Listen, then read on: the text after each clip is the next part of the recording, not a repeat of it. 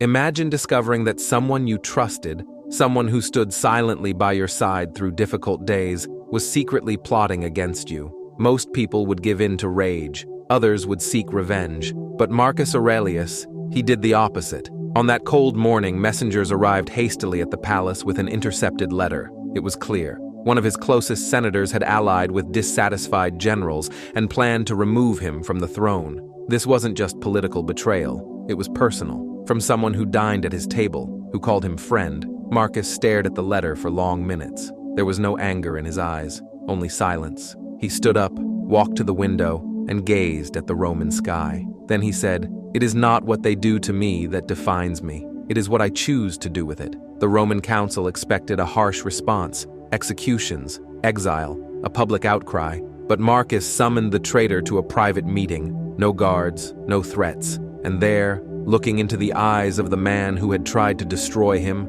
Marcus spoke with firmness, but without hatred. "You cannot take from me what does not depend on you. My soul remains untouched, and I choose not to carry the poison you tried to hand me," the man cried, begged. But Marcus had already decided he would be removed from politics, but would live in peace with his family, not out of weakness, but out of inner strength. The emperor, who could crush with a gesture, chose rational compassion. And that's where the true power of the Stoics lies. Not in dominating others, but in mastering oneself. Not in retaliating, but in remaining firm in the face of pain, injustice, and betrayal. You, listening right now, perhaps you've been hurt, maybe betrayed by someone you loved. But remember this, the fire within you can't be extinguished by anyone, unless you allow it. Your peace is unshakable if you choose to protect it.